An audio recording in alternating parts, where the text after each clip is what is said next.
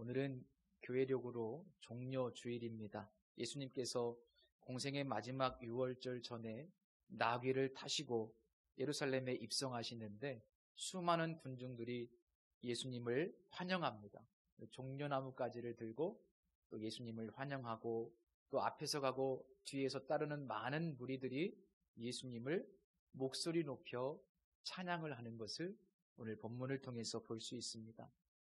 이 엄청난 사건을 통해서 그 성에는 엄청난 소동이 일어났다라고 성경에 기록하고 있습니다. 이 소동이라는 단어는 그 어원적인 의미를 보면 지진으로 인해서 땅이 흔들렸다. 마치 지진이 나서 땅이 흔들리는 것처럼 예수님께서 예루살렘에 입성하실 때 수많은 무리들의 환호와 찬양과 경배로 인해서 온 세상이 그 성이 떠들썩했다, 이런 뜻입니다. 이 엄청난 사건은 필연적으로 이런 질문을 낳게 됩니다. 도대체 이 사람이 누구냐? 도대체 이 사람이 누구길래 이렇게 사람들이 찬양을 하느냐? 사람들이 그를 메시아라고 찬양을 하고 있는데 도대체 이 사람이 누구길래 그렇게 환영하고 찬양하느냐? 예수님은 누구신가? 라는 질문이죠. 이 질문은 굉장히 중요한 질문입니다. 왜냐하면 이 질문에 대한 대답이 오늘 본문이 우리에게 주시는 가장 중요한 메시지이기도 하고, 이 예수님이 누구신가에 대한 분명한 이해를 우리가 가질 때 우리의 인생이 정말로 복되고 아름다운 인생이 될 수 있기 때문입니다. 우선 오늘 본문의 배경을 먼저 우리가 이해할 필요가 있습니다. 이때는 유월절 전인데 아시다시피 이 유월절은 출애굽 사건, 즉 하나님의 놀라운 구원과 해방을 기념하는, 어떻게 보면 감사의 절기입니다. 그런데 지금 이스라엘 백성들은 어떤 상황이죠? 이스라엘 백성들은 로마의 지배 아래에 있죠. 그 이전에는 그리스, 그 이전에는 페르시아, 그 이전에는 바빌론 제국, 수백 년의 시간 동안 외세의 침략과 지배를 받고 있었습니다. 그래서 이 유월절이라는 시기와 이 로마 제국의 지배라고 하는 이 상황을 연결시켜 보면 지금 이스라엘 백성들은 또 다른 유월절, 제2의 출애굽, 그러니까 로마 제국으로부터의 해방을 정말로 간절히 기다리고 있었다는 것을 우리가 짐작해 볼 수 있습니다. 그래서 실제로 이 유월절 기간에는 이런 열망이 폭발해서 종종 폭동이 일어나곤 했었고, 이 유월절 기간에는 로마의 병사들이 늘 언제나 긴장을 하고 있었습니다. 곳곳에서 유혈 사태가 발생하고 했기 때문에 그렇습니다. 아시다시피 구약 성경에 보면 메시아에 관련된 예언들이 참 많습니다. 그래서 이 유대인들은 언젠가는 다윗의 가문을 통해서 메시아가 이 땅에 분명히 올 것이다. 메시아가 오면 이 땅이 거룩한 자치국 혹은 다윗의 시대와 같은 아주 강력한 제국을 회복할 것이라는 기대와 소망을 갖고 있었죠. 이런 배경 속에서 마태는 예수님을 바로 구약에 예언된 메시아라고 소개하고 있고, 예수님이야말로 진정한 왕 되신다고 오늘 말씀을 통해서 우리에게 증거해주고 있습니다. 오늘 본문 1절을 보시면 예수님께서 감람산에 이르렀다라는 말씀이 있죠. 자, 이 말씀 속에도 의미가 있습니다. 구약성경 스가랴 14장 4절 말씀에 보면 이런 예언이 있습니다. 그날에 그의 발이 예루살렘 앞 곧 동쪽 감람산에 서실 것이요. 그날에 그의 발이 예루살렘 앞 동쪽 감람산에 설 것이다. 이 예언의 말씀으로 인해서 이스라엘 백성들은 언젠가 분명히 메시아가 오실 텐데 그분이 오시면 반드시 어디로 오실 것이다? 감람산으로 오실 것이다. 그리고 성전의 동문을 통해서 예루살렘으로 입성하실 것이다 라고 그렇게 믿고 있었습니다. 왜 성전의 동쪽 문일까요? 성전의 구조가 그렇습니다. 과거 성소의 구조가 그렇습니다. 입구가 동쪽으로 나 있습니다. 그래서 동쪽에서 서쪽으로 들어가는 구조입니다. 왜 그런가 하면 창세기에 보면 아담과 하와가 어디로 쫓겨났습니까? 에덴의 동쪽으로 쫓겨났죠. 그래서 에덴의 동쪽으로 쫓겨났기 때문에 동쪽에서 서쪽으로 들어가야 에덴으로 들어가는 겁니다. 그래서 성전은 에덴의 회복을 꿈꾸고 있는 겁니다. 자, 그래서 이렇게 예수님께서 감람산에 이르렀다라는 말씀을 통해서 예수님이 메시아고 에덴의 회복, 그것을 우리에게 가져다 주실 분이라고 하는 메시지를 마태는 이 기록을 통해서 우리에게 말씀해 주고 있는 겁니다. 또 하나 눈에 띄는 것은 예수님께서는 큰 나귀가 아니라 어린 나귀 새끼를 타시고 예루살렘에 들어오시게 됩니다. 사실 이거는 굉장히 조금 특이한 점일 수 있죠. 나귀와 나귀 새끼가 있는데 굳이 나귀 새끼를 타시는 예수님. 이 내용은 본문에 설명이 되어 있는데 스가랴 9장 9절 말씀에 성취라고 언급하고 있습니다. 5절 말씀에 보시면 그런 내용이 있죠. 시온 딸에게 이르기를 내 왕이 내게 임하나니 그는 겸손하여 나귀 곧 멍에 매는 짐승의 새끼를 탔도다. 그러니까 이 예수님께서 나귀 새끼를 타시는 이 상징적인 모습도 구약에 예언된 이 스가랴서의 말씀의 성취자. 그러니까 예수님께서 구약에 예언된 메시아라고 하는 것을 상징적으로 보여주는 행동이었던 겁니다. 수많은 사람들이 마치 전쟁에서 승리하고 돌아온 장수를 환영하듯이 그렇게 열렬히 예수님을 환영합니다. 그리고 큰 소리로 예수님을 찬양합니다. 앞에서 가고 뒤에서 따르는 무리들이 예수님을 찬양하는데요. 소리 높여 호산나 다윗의 자손이여, 호산나 다윗의 자손이여 찬송하리로다. 주의 이름으로 오시는 이 가장 높은 곳에서 호산나 호산나 그러면서 막 예수님을 찬양합니다. 여러분, 이 찬양, 이 내용도 사실은 구약 성경 시편 118편 25절에 기록된 말씀이에요. 그러니까 이스라엘 백성들은 그 시편의 찬양을 예루살렘에 올라가면서 성전에 올라가면서 부르는 노래로 늘 이 유월절 때마다 이 찬양을 부르면서 호산나 다윗의 자손이여, 호산나 호산나 우리를 구원해 주옵소서. 유월절 때마다 이 찬양을 부르며 예루살렘 성에 올라갔던 겁니다. 그러니까 예수님을 향하여 이 찬양을 막 부른다는 것은 어떤 의미가 될까요? 예수님이 바로 메시아다. 예수님이 바로 다윗의 자손이다. 수많은 백성들이 예수님을 다윗의 자손으로, 예수님을 메시아로 찬양하고 선포하고 있는 겁니다. 그런데 조금 시간이 지나서 이 마태복음이라는 성경이 기록될 당시에 대부분의 유대인들은 어떻습니까? 예수님을 정말 메시아로, 예수님을 왕으로 인정하고 믿었나요? 그렇지 않습니다. 안타깝게도 그들은 예수님을 메시아로 인정하지 않았습니다. 유대인들은 신명기 말씀에 있는 나무에 달린 자는 저주를 받은 자다 라는 그 율법의 말씀 때문에 어떻게 십자가에서 달려 죽은 존재가 메시아일 수 있겠느냐? 그는 메시아일 리가 없다. 그리고 우리의 구원자라면 어떻게 십자가에서 이렇게 무기력하게 죽을 수가 있느냐? 구원자가 어떻게 그렇게 무기력하게 죽느냐? 그러므로 예수는 메시아가 아니다. 이렇게 유대인들은 단정을 했던 겁니다. 그 결과는 어떻게 되었습니까? 복음이 이방인들에게 넘어갔습니다.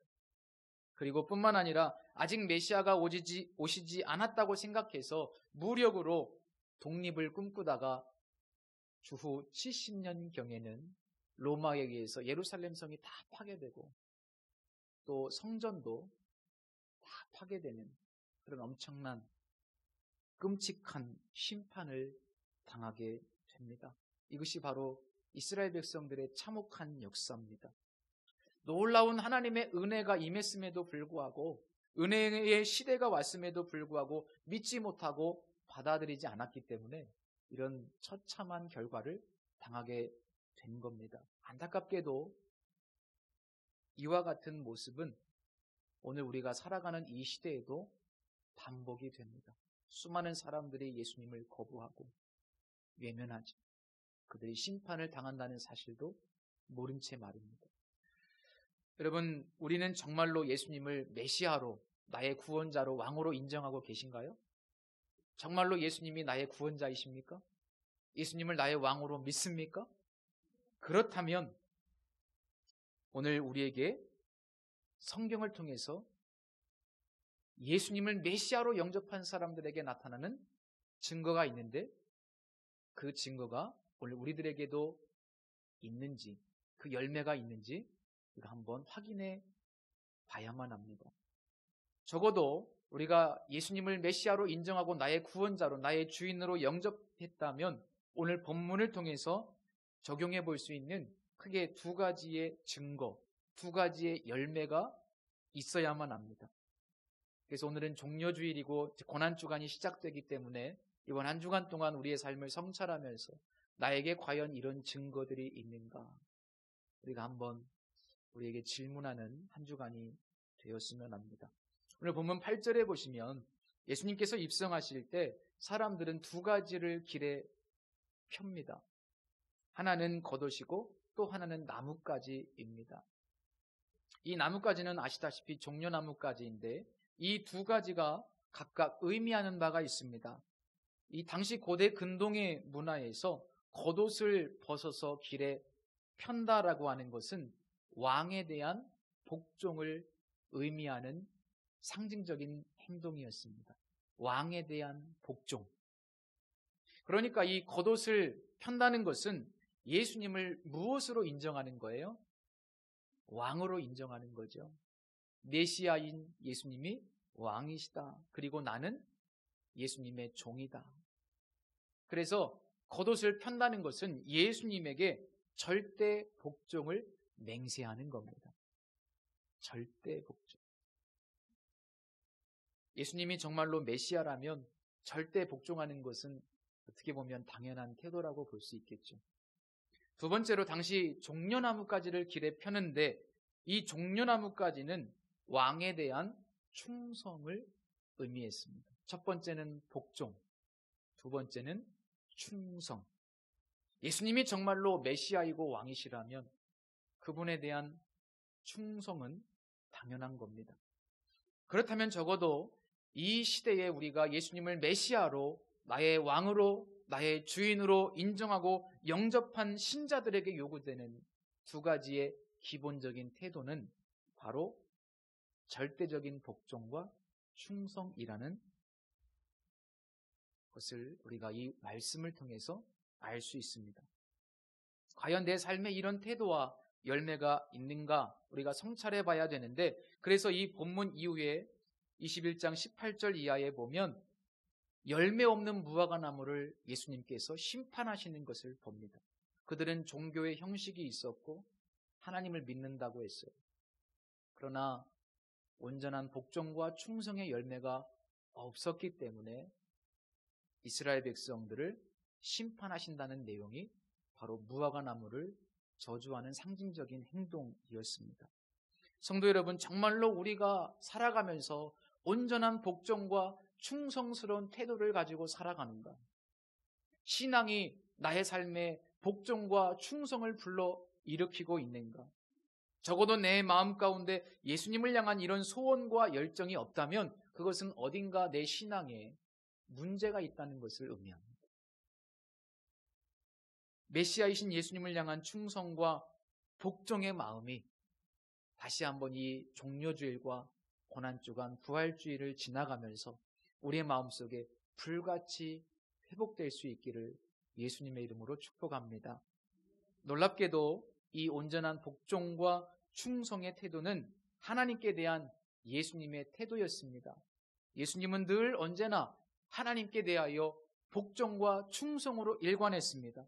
내 생각과 다를지라도 내 뜻대로 마시고 아버지의 원대로 하시옵소서. 내 생각은 이렇지만 그러나 아버지의 뜻에 복종하겠습니다. 예수님은 일평생 아버지의 뜻, 자기의 생각을 부인하고 아버지의 뜻에 복종하셨고, 그리고 십자가에 달려 죽기까지 생명을 바치면서까지 하나님 아버지께 충성을 했습니다. 이 예루살렘에 입성하는 이 여정 자체가 온전한 복종과 충성의 여정 아니겠습니까? 그래서 예수님은 아담은 실패했는데 이제 두 번째 아담으로 이 땅에 오셔서 참 인간이, 진짜 인간이라면 하나님께 어떻게 반응해야 하는지 우리에게 롤 모델이 되어 주신 겁니다. 우리가 정말로 예수님을 나의 구원자요, 나의 왕으로 믿고 살아가는가? 이 질문은 본문에서 결국 이런 질문이 될 수 있겠죠. 너의 삶에 온전한 복종과 지속적인 충성의 열매가 있느냐? 주님이 그렇게 질문하실 겁니다. 그리고 이 질문은 결국 이런 질문으로 바꿀 수도 있습니다. 너는 과연 자기를 부인하고 자기 십자가를 지고 예수님처럼 십자가의 길을 걷고 있느냐? 너는 정말 예수님을 따르는 사람이냐? 우리는 정말로 예수님을 따르는 사람인가? 한번 우리가 이 고난주간에 성찰해 보시기를 부탁을 드립니다. 저 일본에 기독교가 전파됐는데 우리나라보다 훨씬 일찍 기독교가 전파됐고, 일본에서 가장 먼저 순교자가 발생한 지역이 나가사키라고 합니다. 1597년 2월 5일, 굉장히 오래전 이야기죠. 20명의 일본인 그리스도인들과 6명의 선교사들이 이 나가사키에서 순교를 당하게 되는데, 그들은 무려 한 달 동안이나 교토라고 하는 지역에서 나가사키라고 하는 지역까지 한 달 동안이나 이리저리 끌려다니다가 결국 예수님처럼 그 나가사키에서 십자가에 달려서 순교를 당하게 됩니다. 지금 그곳에 가면 순교자 기념관이 있고요, 26명의 동상이 있습니다. 그런데 참 감동적인 것은 이 사건이 있었을 때 사람들이 그 나가사키 십자가가 세워져 있는, 십자가에 이제 달릴 그 언덕에 도착하게 되었는데, 그 26명 중에 가장 나이 어린 사람이 12살 된 소년이었다고 합니다. 12살 된 소년. 그런데 그 12살짜리 아이는 너무나 어리기 때문에 십자가 앞에서 제외됐다고 그래요. 너는 십자가에 달리지 않아도 된다. 너까지는 십자가에 매달지 않겠다. 그런데 그 12살짜리 소년은 부모가 자기 앞에서 십자가에 달리는 그런 모습을 보면서 너무나 끔찍하지 않습니까? 막 울부짖으면서, 그러면서 그 십자가에 다는 그 핍박자들을 향하여 그 꼬마가 이렇게 이야기를 했다고 합니다. 내가 달려야 할 십자가는 어디에 있습니까? 그렇게 해서 그는 26번째의 순교자가 되었답니다. 내가 달려야 할 십자가는 어디에 있습니까?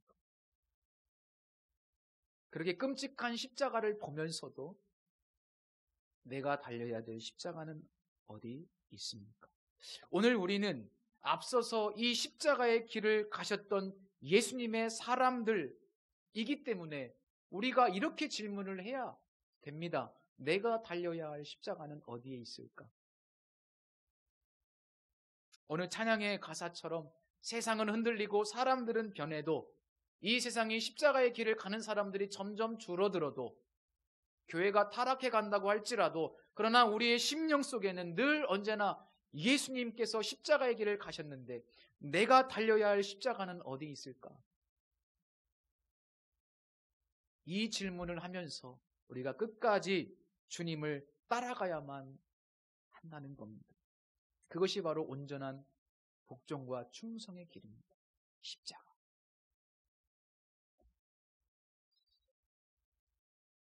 메시아이신 예수님께서 이 땅에 왜 오셨을까요? 당시 유대인들은 정치적인 회복을 꿈꿨습니다. 단지 이스라엘의 독립, 번영, 그리고 지금까지 예수님을 봤을 때 수많은 기적과 이적, 심지어 죽은 사람까지 살리는 그런 능력자인 예수라면 충분히 이 나라를 회복시켜 줄 수 있지 않을까? 우리가 기대했던 메시아가 아닐까? 그런 생각을 할 수밖에 없었던 것이죠. 그런데 예수님은 그들이 원했던 독립과 회복이 아니라 그들에게 필요한 것, 그들이 원하는 것이 아니고 그들에게 정말 필요한 것, 그것을 주시기 위해서. 그것은 무엇인가 하면 하나님과의 회복.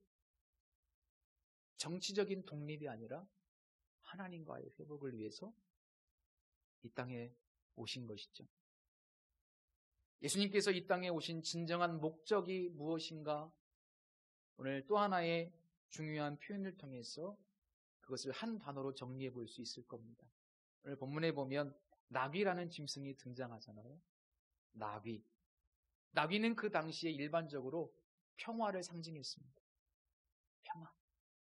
일반적으로 왕이 나귀를 탈 때는 평화의 시기, 전쟁이 없을 때는 나귀를 탔다고 합니다. 그런데 만약 전쟁이 벌어지면 나귀를 타지 않겠죠? 말을 타게 됩니다. 나귀를 타시는 이 예수님의 상징 행동은 예수님이 단지 이스라엘 백성들의 회복과 정치적인 독립을 위해서 이 땅에 오신 것이 아니라 진정한 평화를 주시기 위해서, 샬롬을 주시기 위해서, 에덴의 회복을 위해서 예수님께서 이 땅에 오셨다는 것을 말씀하고 있습니다. 이 평화는 사람들이 생각하는 평화와는 완전히 다릅니다. 로마 제국은 아마 이런 표현 들어보셨을 겁니다. 팍스 로마나, 로마의 평화. 로마의 황제가 제국에 평화를 줄 수 있다. 그러니 황제를 숭배해라. 이런 구호를 수없이 외쳤습니다. 그런데 로마 황제가 줄 수 있는 평화는 진정한 평화가 아니죠. 그것은 거짓된 평화고 위장된 평화입니다. 여러분, 우리는 이미 이런 것들을 잘 알고 있습니다. 수많은 정치 지도자들은 그들이 내가 당선되기만 하면 이 땅에 마치 번영과 평화를 줄 것처럼 그렇게 구호를 외치잖아요. 그러나 지나고 보면 그렇지 않은 것들이 굉장히 많지 않습니까? 로마의 황제도 그랬습니다.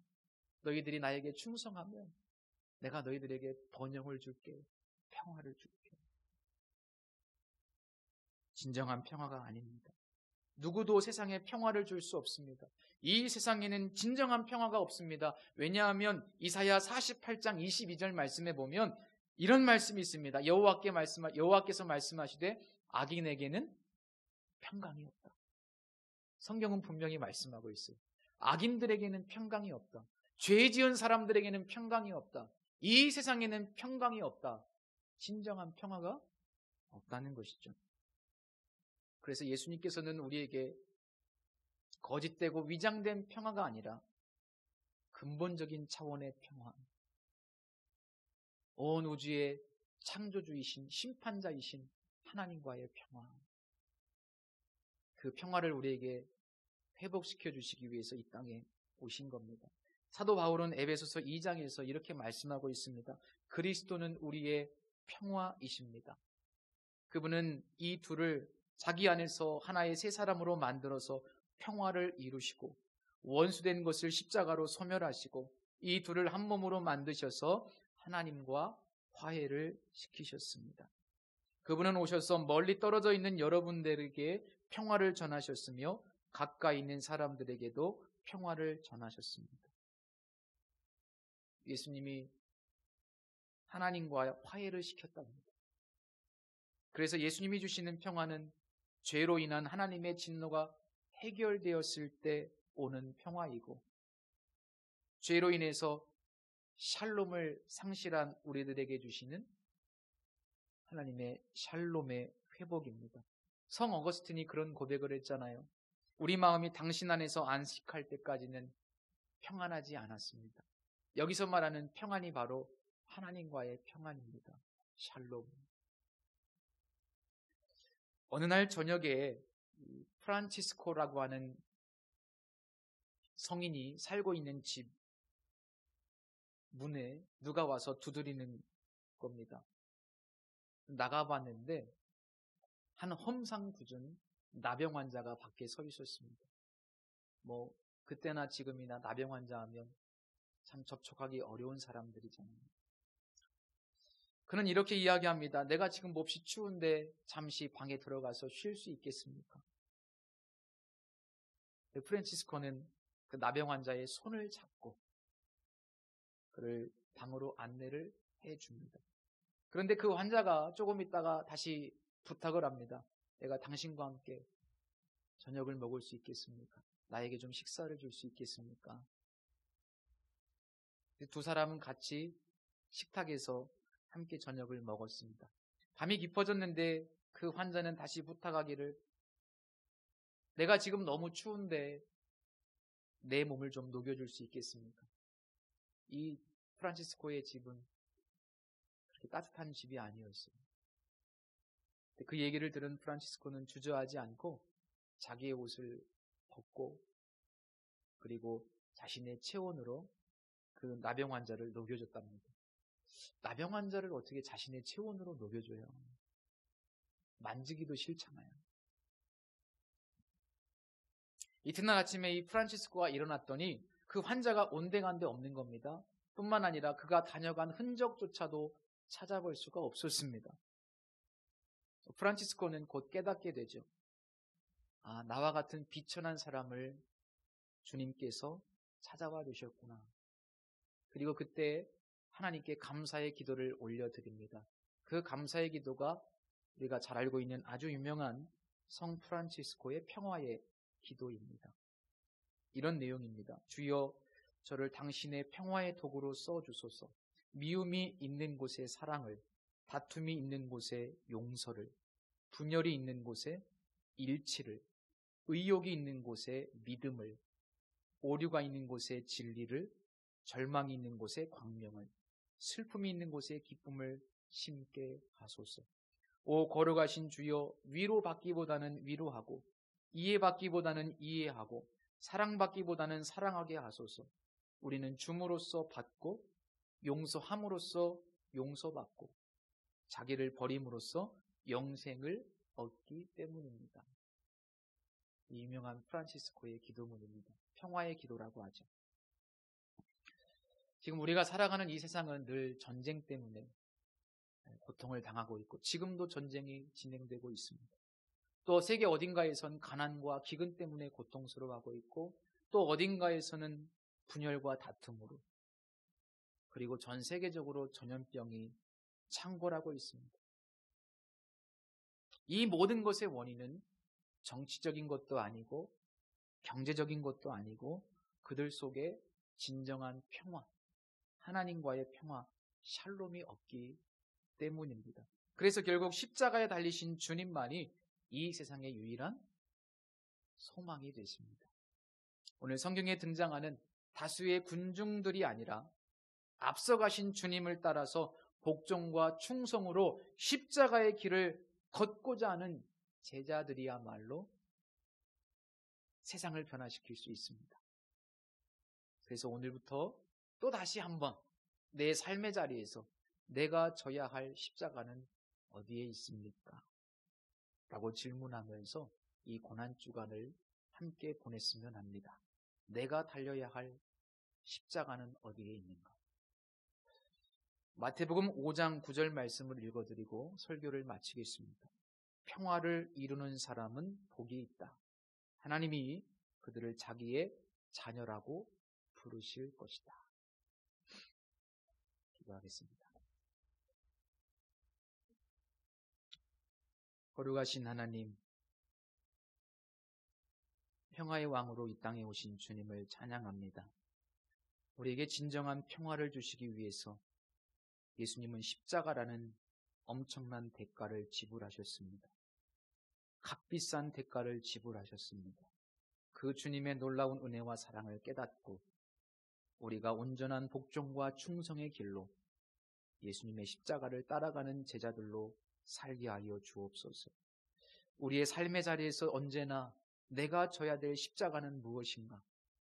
내가 져야 될 십자가는 어디에 있는가 질문하며 주님이 기뻐하시는 자녀로 살게 하여 주옵소서. 예수님의 이름으로 기도드립니다. 아멘.